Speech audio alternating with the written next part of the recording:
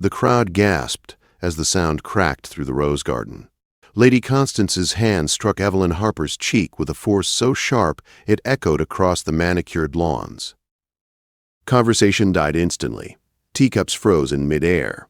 Laughter collapsed into stunned silence as the young woman staggered one step to the side, her face burning, her dignity shattered in front of Boston's most powerful families. Before anyone could speak, before anyone could intervene, a tall man stepped forward from the edge of the gathering. The Duke of Weatherby caught Lady Constance's wrist mid-air. His grip was calm but unbreakable. He leaned close enough that only she could hear him. "That," he whispered, voice low and cold, "was your last mistake." Evelyn barely registered the words. Her world was still spinning, her cheek throbbing, her heart pounding so hard she thought others might hear it. The garden party blurred into color and motion as shame, shock, and disbelief crashed over her all at once. Only hours earlier, she had been alone in her father's study, clutching his old silver pocket watch and wishing she had the courage to change her fate. Now, fate had found her instead.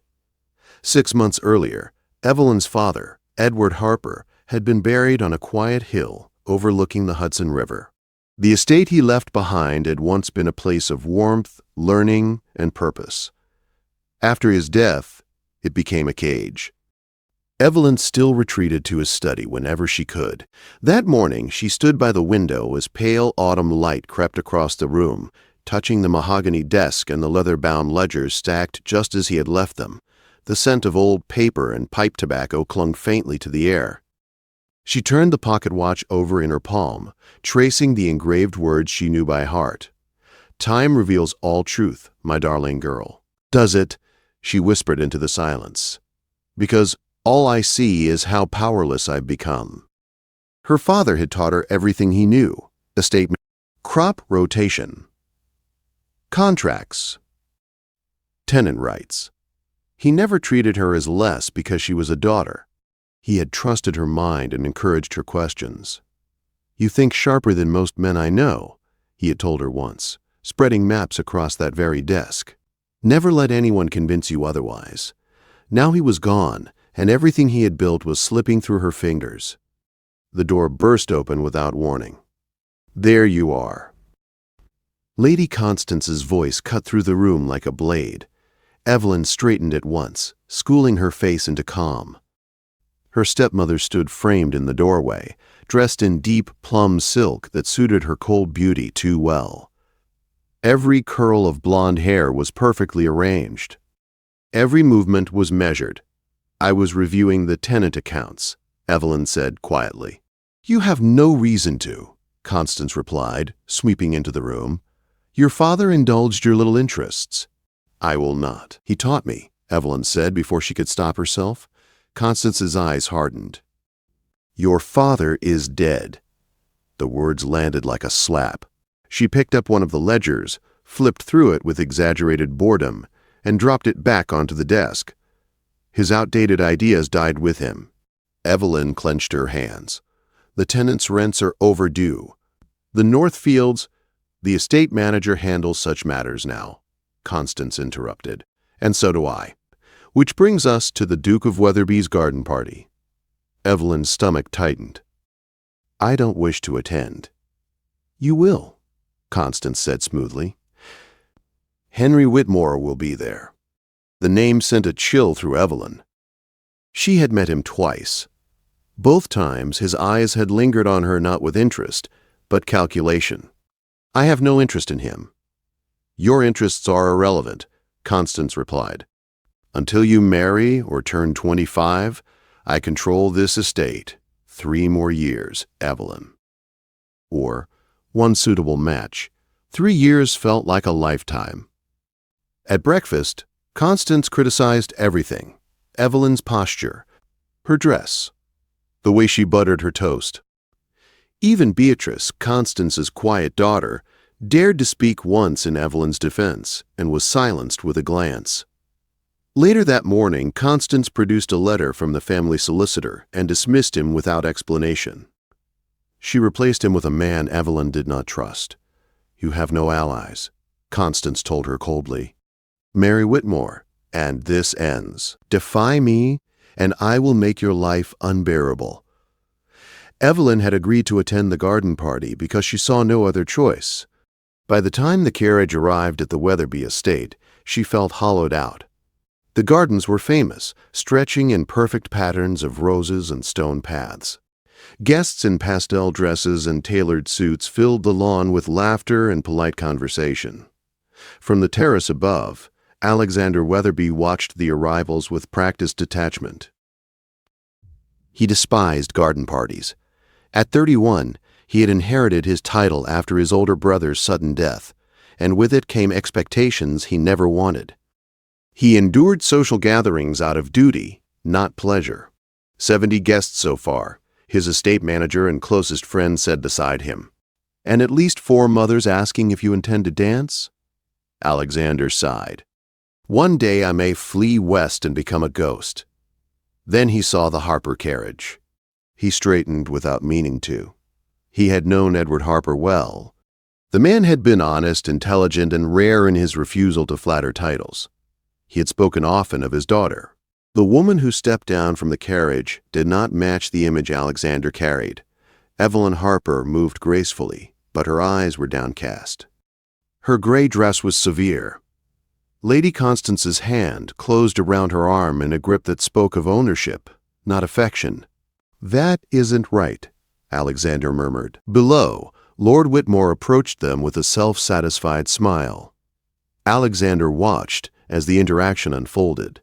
He saw Evelyn's tension, the way she answered politely but without warmth.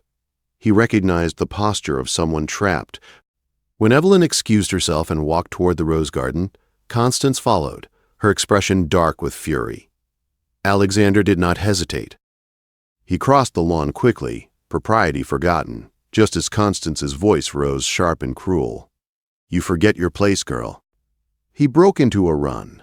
The slap rang out moments later. Alexander reached them just in time to catch Constance's wrist before it could strike again. "That was your last mistake," he said quietly. The garden froze. He turned to Evelyn and saw the red mark blooming on her cheek, her eyes wide with shock.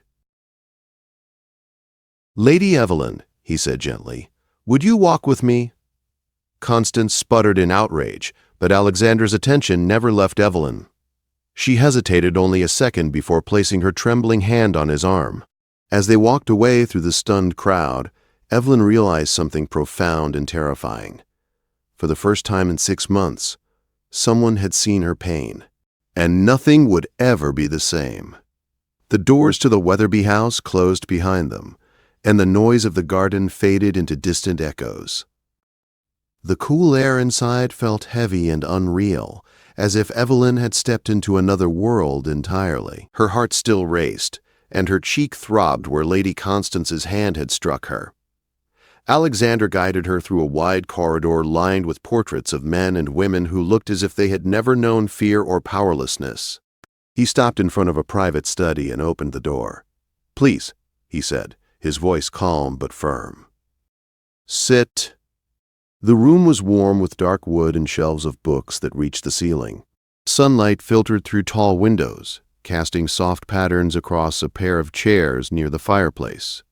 Evelyn lowered herself into one, her posture stiff, her hands clenched in her lap. Alexander poured 2 glasses of amber liquid and handed one to her. "It will help steady you," he said. She accepted it without protest. The warmth spread through her chest, easing the shaking in her hands. "I owe you an explanation," she said quietly. "What you saw was not the first time."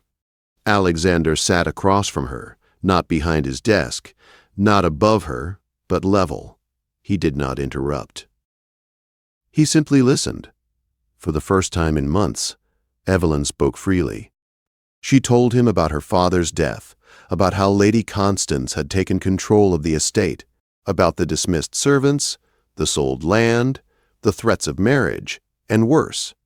"I am not weak," Evelyn said, her voice breaking despite her effort to remain composed.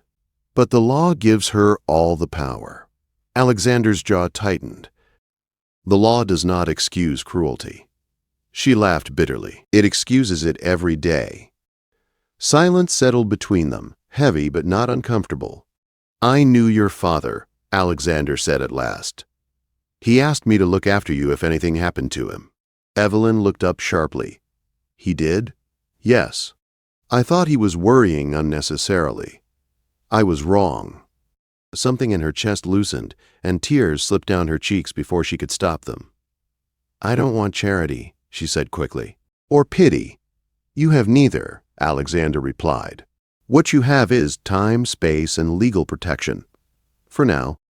The word now hung in the air. That evening, Evelyn was shown to a guest suite overlooking the gardens. It was larger than her room at home, brighter, and untouched by Lady Constance's presence. A housekeeper brought cold cloths for her cheek and spoke to her with gentle respect, not fear. When Evelyn was finally alone, she stood at the window and looked out at the fountain where everything had changed. She pressed her father's pocket watch to her chest. Time reveals all truth. What truth would this reveal? The next morning, Evelyn woke without dread. No sharp knock, no voice telling her how to dress, how to sit, how to exist. She dressed herself and walked downstairs, following the scent of coffee and warm bread. The breakfast table held more food than she had been allowed in months. She hesitated, then filled her plate without apology. Freedom tasted like butter and hot coffee. Over the following days, she discovered the library, shelves filled with books she had only heard of. Political essays, history, science. She read hungrily, as if reclaiming stolen time. Alexander joined her often. They spoke of land management, tenant rights, and reform.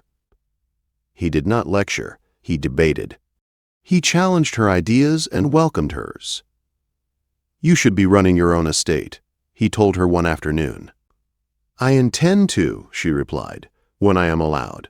You are allowed, he said. We just have to make it legal. The letters began arriving soon after. Lady Constance's handwriting was sharp and familiar. Each letter accused, threatened, and manipulated. She demanded Evelyn return home at once. She warned her reputation was ruined. She hinted at doctors and confinement. Evelyn's hands shook as she read them. Alexander read them too. She is desperate, he said. That makes her dangerous. He summoned his solicitor and began preparing documents. Investigations into the estate's accounts revealed discrepancies too large to ignore.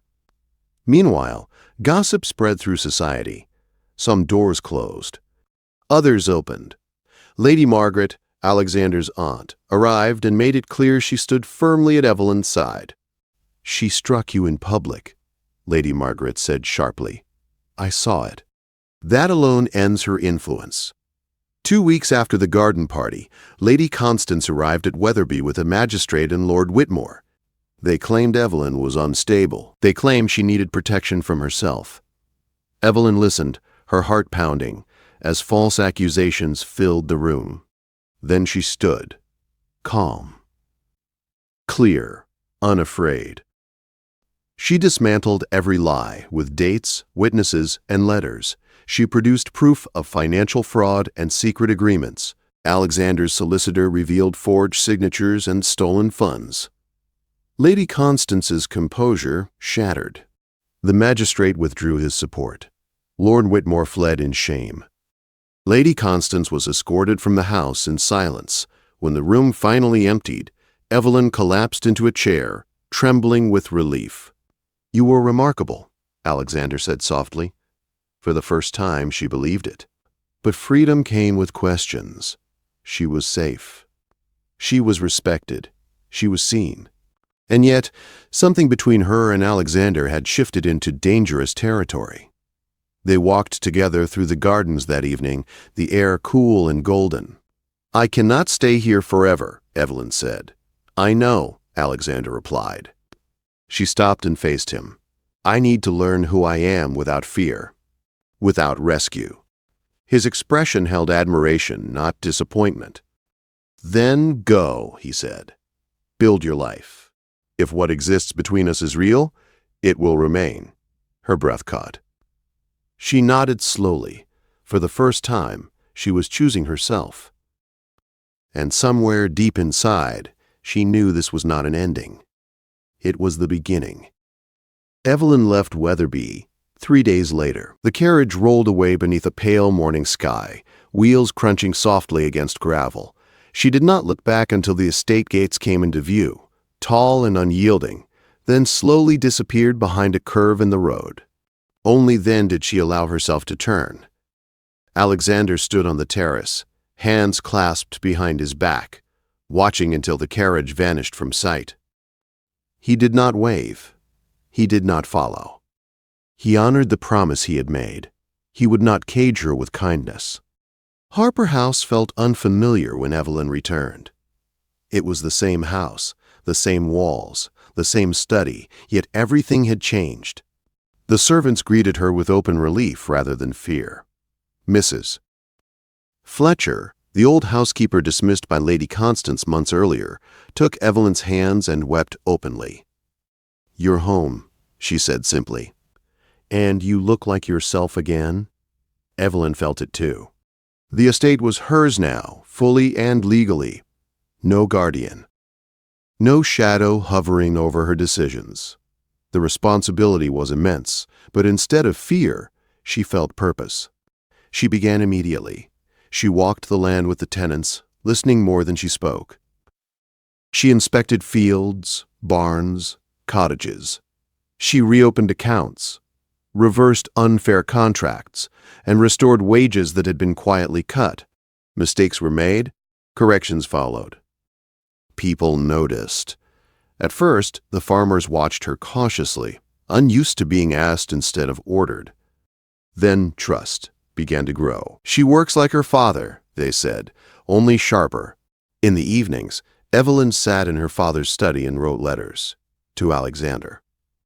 She told him about drainage repairs and crop yields, about her frustration with stubborn ledgers, and her triumph when numbers finally balanced. She wrote about learning to lead without hardening herself. His replies came steadily, never urgent, never demanding. He spoke of Wetherby, of reforms he postponed until she challenged him months earlier, of how quiet the library felt without her arguments echoing between shelves. They wrote as equals. As months passed, Evelyn accepted invitations to London. Some doors remained closed, but others opened wide. She met women who lived boldly outside society's narrow expectations, widows who ran businesses, writers who published under false names, ladies who believed change was not only possible, but necessary. They welcomed her. "You survived," one said. "Now help us make sure others don't have to." Evelyn flourished. Still, at night, she sometimes held her father's pocket watch and felt the steady tick beneath her fingers. Time reveals all truth. What truth was time revealing now? The answer came quietly. One afternoon, as she stood in the south field watching children spill out of the small schoolhouse she had funded, laughter ringing through the air, the realization struck her without warning. She wished Alexander were there. Not to guide, not to protect. Simply to witness. The thought did not frighten her. It grounded her. That evening, she wrote a different letter. Not cautious. Not measured. Honest. "I am happy, truly. I am strong. I stand alone without fear. And yet every joy feels incomplete without being shared. I think that is how I know." Weeks later, the Hartfield ball filled London with candlelight and expectation. Evelyn arrived alone, her posture confident, her gown deep blue, her presence unmistakable. Whispers followed her across the floor. "She's changed." She's fearless. She refused 2 proposals already." Evelyn smiled politely and did not care. Alexander arrived later, escorting his aunt, his expression unreadable until his eyes found Evelyn across the room. The distance between them closed slowly, deliberately. No rushing, no rescue. Choice. They spoke first of ordinary things, of harvests, of books, of politics. Then, As the music softened and the room faded into background noise, Evelyn met his gaze fully. "I chose myself," she said quietly. His voice was steady, but his eyes shone. "And I chose to wait." She smiled. "Now I choose you." The kiss they shared was not stolen or desperate. It was witnessed, accepted, final. When Alexander announced their engagement moments later, there were gasps, then applause. Some faces held surprise, others approval. None mattered. The wedding was small, intentional, honest. Evelyn wore cream silk and her father's pocket watch, its inscription pressed against her heart as she spoke vows written in her own hand. Not obedience, not surrender, partnership. When she walked beside Alexander through the Weatherby Gardens after the ceremony, past the fountain where everything had begun, she felt no bitterness, only gratitude. Time had revealed all truth, that strength was never given. It was claimed, and love, when chosen freely, was the greatest freedom of all.